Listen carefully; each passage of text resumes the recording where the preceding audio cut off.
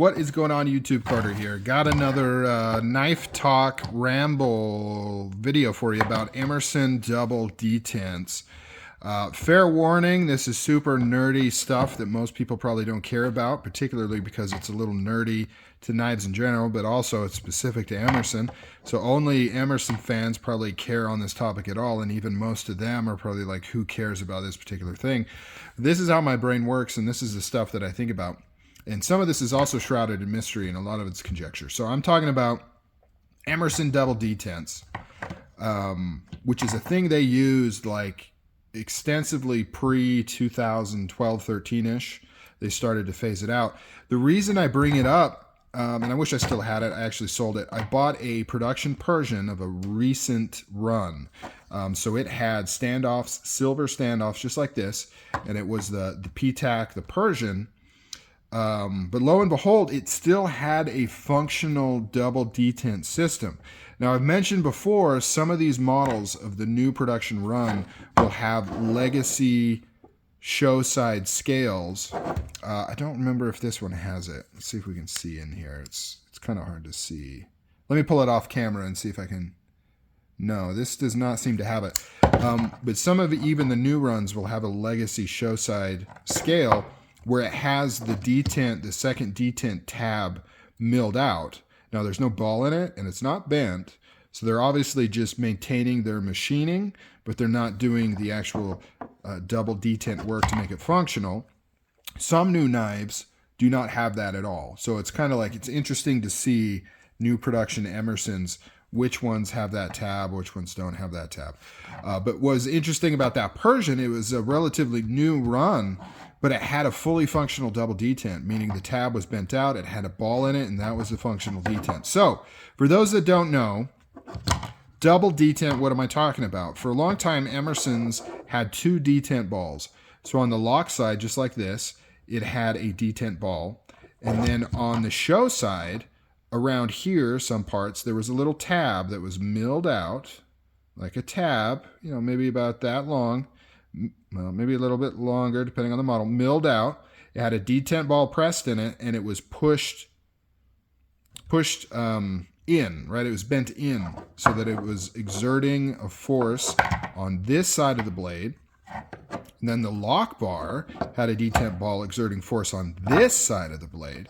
And so it had a double ball system. Now, double detent is a little bit of a misnomer because this was the only actual functional detent side, meaning this detent ball was the only one that actually engaged with the hole that went all the way through the blade.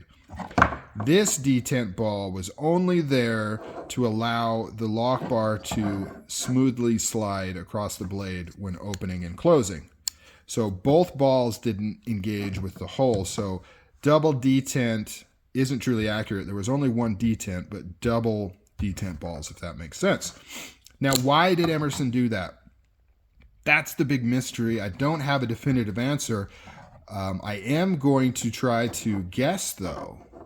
And if anybody knows, please answer down below what the real reason is, and please let me know how close I am. So my thought is it was an attempt to deal with other mitigating issues. So in order for the detent to work on the lock bar side, like it is now, there's a couple things that have to happen. One thing is that the detent hole in the ball really have to be dialed in.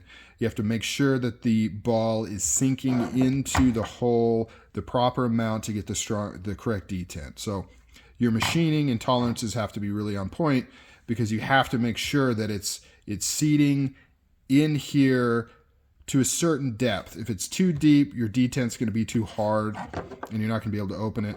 If it's not seating all the way in, or if it's not engaging all the way with the hole, then you're going to have a really weak detent. It's going to be bad. So if you can't achieve that perfect, and we're talking like fractions of a millimeter, if you can't receive that or do that perfectly, your other thing you can do is increase the amount of force that your lock bar is pressing on that hole. That way, even if it's not engaging all the way, it's exerting enough force to have a decently strong detent. But the problem is with something like this, which is a titanium lock bar on steel, the more force you put on here, the more force this bar is going to be pushing and locking, which is going to increase your lock stickiness. It's going to increase the rate at which this lock bar wears out. And people aren't going to like that, and they are going to complain. That is my guess. I could be completely wrong. My guess is that it had to do with trying to mitigate lock, stick, and wear issues. Because one thing I've noticed between the new production ones where the detent is quote-unquote better and the double detent is that the stickiness on the new ones is worse because it seems like the tension on the lock bar is increased, and I assume that's to compensate for needing the detent to be associated here. One thing that I noticed with the double detent knives is that there was less stick because there was less force on the lock bar. They were easier to disengage. They didn't engage as aggressively, and I assume that's because you could tune this lock bar to be the minimum amount needed to lock as opposed to having to use it as a detent. So I'm thinking what Emerson was doing with the double detent is he wanted to decouple the detent from the lock, right? So when Mr. Walker invented the modern liner lock system, he basically added the detent system to it, right? So he piggybacked off of the spring tension of the lock bar to say, well, what if we put a ball in there? We've already got a force wanting to put that into a hole in the blade, and that'll be the detent. So I think Emerson said, well, what if we decouple that? What if the lock is nothing more than the lock, and we handle the detent on the other side? And I think that's what he was going for with that system. And in theory, it's pretty cool, right? It's like, yeah, let's not be lazy. Let's make a detent where the only function of the tab on this side with the detent ball was to be the detent, was to hold the blade closed. The lock was only there to lock the knife. And the only reason this had a ball, like I mentioned, was to decrease the surface tension, or rather, yeah, I mean, the friction, sorry, the surface friction on this side, so that when you open it, you have a smooth opening, you have a smooth closing. Now, the problem, though, is it never really worked very well. It created other issues. In particular, it slowed the blade down because you have two detent balls, 2 points of pressure on the blade and opening and closing. So it didn't allow for, I mean, it was smooth opening and closing, but it had more friction when doing it. So when you talk about today, people liking drop shutty and flicky, I mean, you couldn't flick those open. They were hardcore slow roll only. But the other problem that I noticed is with centering. In order to get those centered, you typically had to have a pretty loose pivot, and people don't like that. I don't like that either. So to get it to operate reasonably smoothly and be centered, you had to have a really loose pivot, so you'd have side-to-side play. If you crank down the pivot to get rid of the side-to-side play, because of the tension of the detent here, it would shoot the blade over to the lock side, and it would sometimes scrape as well, depending on how it was tuned. So it created tuning issues too. You know, like you really had to have the interplay between the lock side and that detent tab.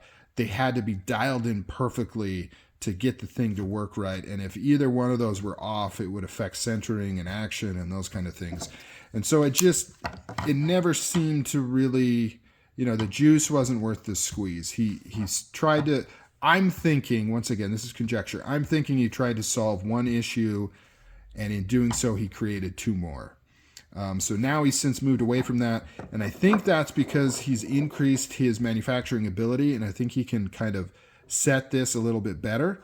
But I also think he's somewhat sacrificed longevity of this lock bar and stickiness, because that seems to have been increased, because now the tension on the lock side seems to be greater than it used to be with the double detent system. So it's an interesting thing because I've never seen anybody else do it. And I remember the first time I got my very first Emerson was during that era of the double detent.